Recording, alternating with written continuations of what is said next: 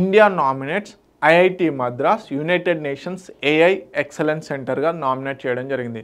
United nations ఐక్యరాజ్య సమితికి సంబంధించి ఏఐ సెంటర్ ఆఫ్ ఎక్సలెన్స్గా ఇటీవల కాలంలో భారతదేశం ఏ ఇన్స్టిట్యూట్ని నామినేట్ చేసిందంటే అది ఐఐటి మద్రాస్. ఓకే, సో బేసిక్గా సెంటర్ ఆఫ్ ఎక్సలెన్స్లో ఐఐటి మద్రాస్ ఏదైతే ఆర్టిఫిషియల్ ఇంటెలిజెన్స్కి సంబంధించి చాలా అడ్వాన్స్డ్ వేరియంట్లో ఉంది కాబట్టి యునైటెడ్ నేషన్స్కి సంబంధించినటువంటి ఈ సెంటర్ ఆఫ్ ఎక్సలెన్స్లో ఇండియా నుంచి ఐఐటి మద్రాస్ని నామినేట్ చేయడం జరిగింది.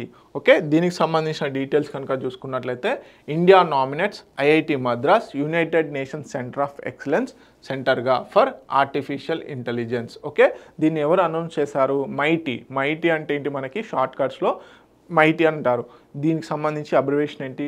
Ministry of electronics and information technology at United Nations event in New York. Okay, AI governance and digital ఇంక్లూజన్స్లో ఇండియా యొక్క స్ట్రెంగ్తన్ చేయడం కోసమని. మరి ఐఐటి మద్రాస్ని ఎందుకు నామినేట్ చేశారు?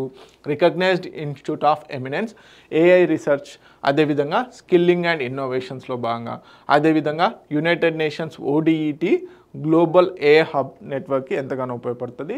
సో మనం ఇటీవల కాలం చూసాం ఐఐటి మద్రాస్ టాప్డ్ కాన్జిక్యూటివ్ మనకి ఏది ఇన్స్టిట్యూట్ ఆఫ్ ఎమినెన్స్ ర్యాంకింగ్స్లో మనకి ఐఐటి మద్రాస్ ఏదైతే ఉందో అది ర్యాంకింగ్స్లో కూడా ఫస్ట్ చేయడం జరిగింది.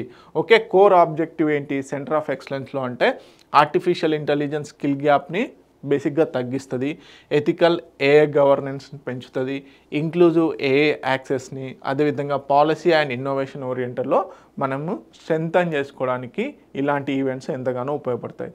సో సింపుల్గా క్వశ్చన్ ఇక్కడ నుంచి ఒకటి అడుగుతాడు.